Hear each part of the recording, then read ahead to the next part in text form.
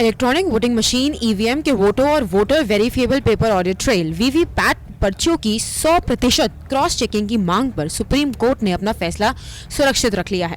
इस मामले पर सुनवाई पहले भी हो चुकी थी, लेकिन याचिकाकर्ताओं की मांग और कोर्ट के कुछ और सवालों के जवाब के लिए यह मुद्दा दोबारा उठाया गया और चुनाव आयोग से कुछ महत्वपूर्ण सवाल पूछे गए, जो इस चुनाव और याचिकाकर्ताओं की स्पष्टीकरण के लिए बहुत अहम माने गए।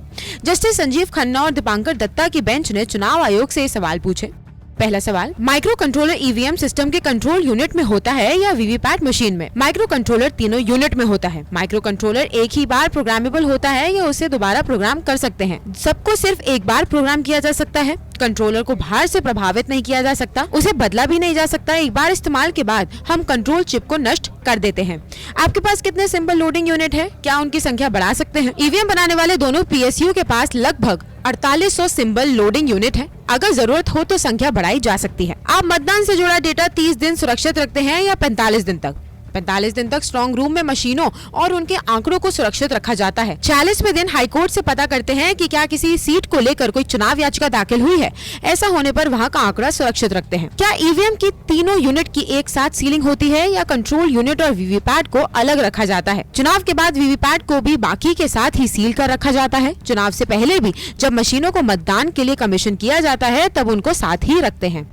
आपको बता दें कि इस केस में याचिकाकर्ताओं की तरफ से एडवोकेट प्रशांत भूषण, गोपाल शंकर नारायण और संजय हेगड़े पैरवी कर रहे हैं। गौरतलब है कि इन सवाल जवाब के बाद भी प्रशांत भूषण ने और सवालों की झड़ी लगा दी।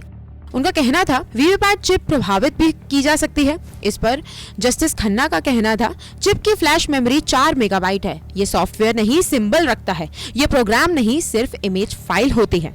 प्रशांत भूषण ने एक और आशंका जताई और कहा उसमें गलत सॉफ्टवेयर डालकर मतदान को प्रभावित किया जा सकता है। इस पर जस्टिस दत्ता ने कहा ऐसी बात होगी तो उसके लिए भी कानून है, हम पूरे चुनाव को नियंत्रित नहीं कर सकते। उन्हें यह भी याद रखना चाहिए कि चुनाव आयोग एक संवैधानिक संस्था है, वह चुनाव से जुड़ी प्रक्रिया के हर कदम की निगरानी करता है।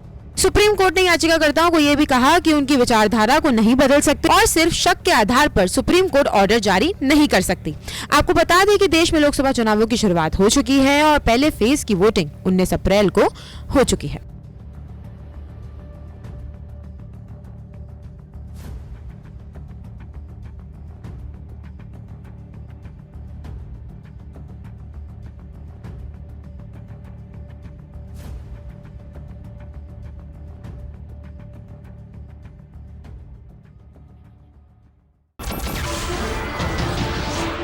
नमस्कार, मैं हूं मानक गुप्ता। अगर आपको हमारा ये वीडियो पसंद आया हो तो इसे लाइक और शेयर जरूर करें और हाँ, हमें सब्सक्राइब और फॉलो करना ना भूलें ताकि आप देश और दुनिया की कोई खबर मिस ना करें।